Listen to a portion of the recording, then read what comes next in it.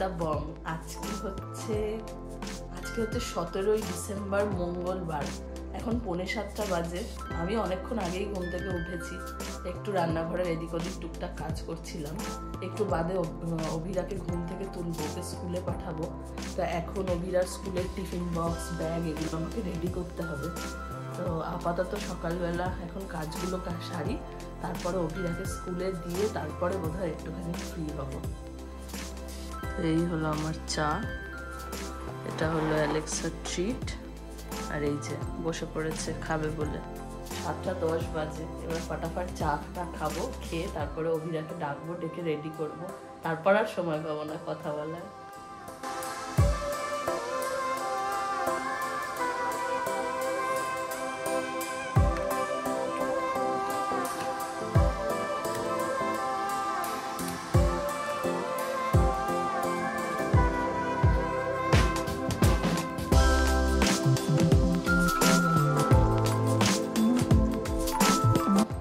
তো হয়ে গেছি আমরা রেডি, এখন 8:05, দেরি হয়ে গেছে। এবার বেরোবো, অভিরাকে স্কুলে দিয়ে এসে কথা বলছে। যে টাটা করে দাও, টাটা করে দাও।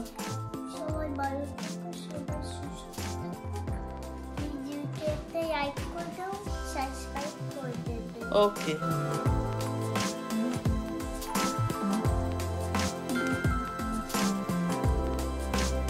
আজকে সকাল সকাল আমি পোপাটি করছি। এখন বাজার থেকে ফিরেছি, সকাল 9টা বাজে। গন্ডগোল করেছি হলো, আজকে আমি টাকার ব্যাগ ছাড়া বাজারে চলে গেছি, আর আমি জানিও না। আমি অটোতে ওঠার পর দেখছি যে আমার কাছে টাকার ব্যাগ নেই, আর যেই ব্যাগটার মধ্যে অল্প খুচরো খাচরা টাকা থাকে আমি কালকে সব ভালো করে গুছিয়ে ব্যাগে তুলেছি। তো তারপরে তো অটো দাদাকে টাকা দিতে পারছি না ভাড়া। অটো দাদা বলছে থাক, আপনাকে দিতে হবে না, আপনি কালকে দেবেন বা পরে দিয়ে দেবেন। শেষে আমাকে বাঁচালো কি জানেন, এই মোবাইলের পিছনে আমি 50 টাকা করে সব সময় রাখি, সেইখান থেকে অটো দাদাকে ভাড়া দিলাম। আর ফলের দোকানে গিয়ে তারপরে ফল কিনে অনলাইন পেমেন্ট করলাম, তো 100 টাকা ওখান থেকে নিলাম। চিকেনটাও অনলাইন করলাম, আর সবজিগুলো ওই 100 টাকা দিয়ে কেনাকাটা করলাম। তা আছে সকাল সকাল ফুল সব গন্ডগোল হচ্ছে। যাই হোক, এখন 9টা বাজে, আবার অভিরাকে আনতে যাওয়ার টাইম হয়ে যাবে ওদিকে। তাই জন্য আগে সব ঘরবাড়ির কাজকর্ম সারবো, পরিষ্কার করব, তারপর বসে যা কথা বলার বলবো। বল খেলছে, ও শুধু বল খেলছে, সারাদিন বলে বাউ বাউ বাউ। তো বাজে এখন সকাল 9:45, আমার সব কাজ হয়ে গেছে। আমি আজকে আর ক্যামেরা অন করিনি, তাড়াহুড়ো আছে বলে। তাড়াহুড়ো কেন বলছি, এই যে বিছানা ঝাড়া হয়ে গেছে, এখানে বালিশগুলো আবার রোজই একটু রোদে দিই, কারণ অভিরা যা দলাদলি করে। ঘরটা শুধু দিদি এসে ঝাড়ু মোছা করে দেবে। এইখানে কম্বলগুলো ভালো রোদ এসছে, এখানে কম্বলগুলো রোদে দিয়েছি। কালকে রাত্রে যা যা জামা কাপড় কেচেছিলাম সব মেলে দিয়েছি এখানে। এই চটিগুলো বার করেছি, খুব নোংরা হয়েছে, এগুলো ধোবো আজকে। বাকি জামা কাপড়গুলো সব এই ঘরে মেলে দিয়েছি। সোফার ওপরে এই ট্রাইপড স্ট্যান্ডটা রাখার কারণ হচ্ছে, এটা না রাখলে আলাক এসে এটার ওপর এমন গা ডলে যে পুরো লোমে লোমে সাদা করে দেয়। তার জন্য সোফা ঝেড়ে এটা তুলে রেখেছি। আর আজকে কি কি বাজার করেছি সেগুলো দেখাই। এই হচ্ছে ফ্রুটস আর ভেজিটেবলস, বেসিক টুকটাক কিনেছি। এখানে আমার ব্রেকফাস্ট বানিয়েছি, ওটস, যেটা চান করে এসে খাবো। আর এটা হচ্ছে অ্যালেক্সার চিকেন, এটা দীপু এসে ধোবে দুপুরবেলা। আর এখানে দুটো চাল ভিজিয়ে রেখেছি, স্নান করে এসে একটা একটা করে ভাত বসাবো। সব কাজ হয়ে গেছে। এবার আলাককে স্নান করাবো ফার্স্টে, তারপর নিজে স্নান করব। এই যে আলু, এই যে চলো চানে চলো, এবার হয়ে গেছে, চলো। যাবে না, স্নান করবে? করবে স্নান?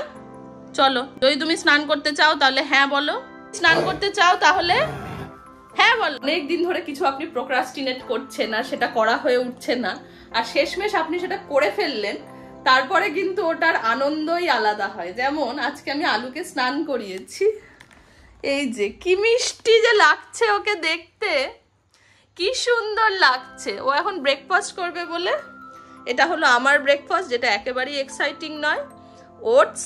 আর এটা হচ্ছে আলুর ব্রেকফাস্ট। আজকে অনেক কাজ করেছি, আলুকে স্নান করিয়েছি, তারপরে এই চটি, গয়নার পটি সিট এগুলো ভালো করে ধুয়েছি, সব রোদে দিয়ে দিয়েছি, যা যা আমার রোদে দেওয়ার দরকার ছিল সব করে টোরে এখন কাজ শেষ। মেয়েকে আনতে যাওয়ারও টাইম হয়ে গেছে। এবার একটুখানি খাবো, ব্রেকফাস্ট করে তারপরে অভিরাকে আনতে যাব। আজকের মতো আর দিদিও এসে ঘর ঝাড়ু মোছা করে চলে গেছে।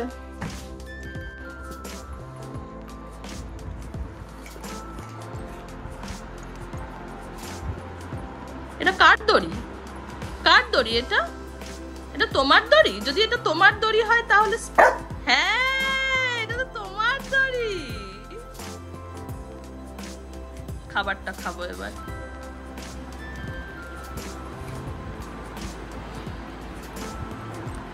ব্রেকফাস্ট করে একটু বসে রেস্ট নিচ্ছিলাম, আলুর সাথে একটু খেলা করছিলাম।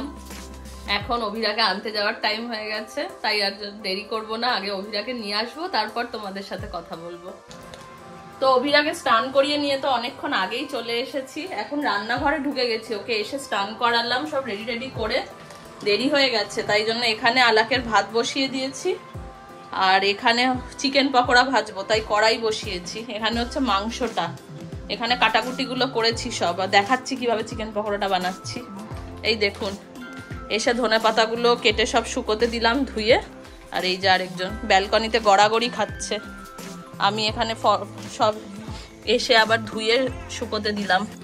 চিকেন পকোড়াটা বানানোর জন্য আমি এখানে নুন, চিনি, গোলমরিচ গুঁড়ো, লঙ্কা গুঁড়ো আর গরম মশলার গুঁড়ো, এই কটা মশলা দিয়েছিলাম। এবার দিচ্ছি এর মধ্যে কসুরি মেথি, ও একটু আজিনামোটোও দিয়েছি।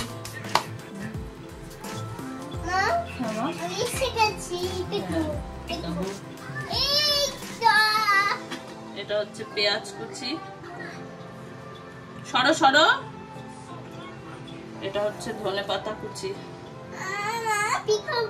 Peekaboo, I C you. ঠিক আছে, দাঁড়াও, আমার কাজটা করতে দাও। সবাই এসে এখানে ভিড় জমালে আমি কি করব? একদিকে আলু এসে এখানে বসে রয়েছে, আরেকদিকে গনাই, সবার যত দুপুরবেলার কাজ হচ্ছে রান্নাঘরে এসে ধর্ণা দেওয়া। আলু খিদে পেয়ে গেছে, আজকে খেতে দিতে টাইম লাগবে। এটা হচ্ছে আদা রসুন বাটা,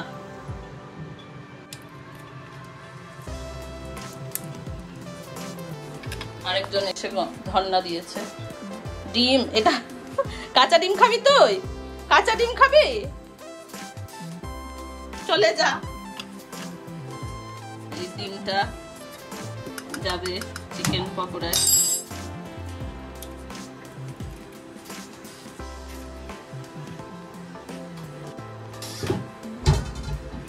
হয়ে গেছে সব মশলা দেওয়া।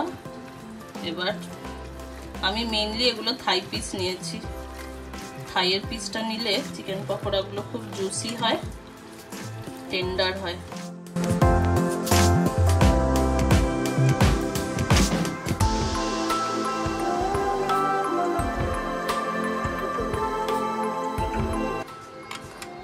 এখানে একটু ময়দা আর কর্নফ্লাওয়ার মিক্স করে নিয়েছি। দেখো খাওয়ার জন্য কেমন করছে। চিকেন পকোড়া খাবি নাকি তুই? ভাতটা হতে দিবি তো? দেখো এখনো ভাত হওয়া কতক্ষণ বাকি, আমি কি করে খেতে দেবো এখন? উফ, চান করলে ও পাগল হয়ে যায় খাওয়ার জন্য, রান্নাঘরে এসে পাগলামি করছে। ভাতটা হোক। উফ, ভাত হলে আমি ওকে খেতে দিতে পারলে বাঁচি। এখানে একটু কর্নফ্লাওয়ার আর ময়দা দিয়েছি, দিয়ে এটাকে মাখছি।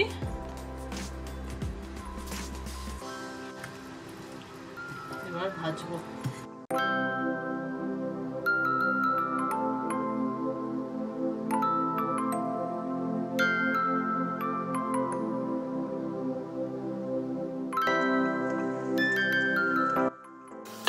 ধনেপাতাগুলো নষ্ট করছিস কেন? সব ধনেপাতাগুলোকে ঘাটাঘাটি করে পিন্ডি চটকে দিল। আবার লুকাচ্ছিস? হ্যাঁ, মাটিতে গড়াগড়ি খাস না, ঠান্ডা লেগে যাবে।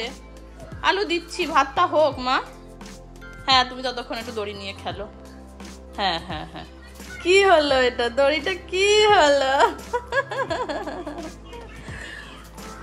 আলু চারপাশে, রান্নাঘরেরই চারপাশে গুড় গুড় করে যাচ্ছে। ওর ভাত এখনো হয়নি, এখন আপাতত চিকেনটা একটা সাইড হয়েছে, এবার উল্টাবো।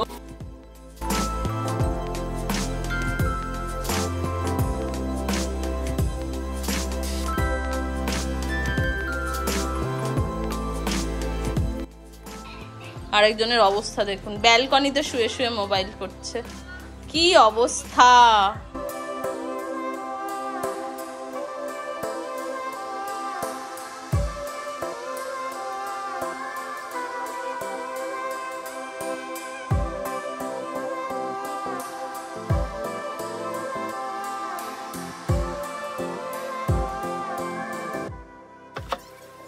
বড়াটা ভাজা হয়ে গেছে, তুলে দেব।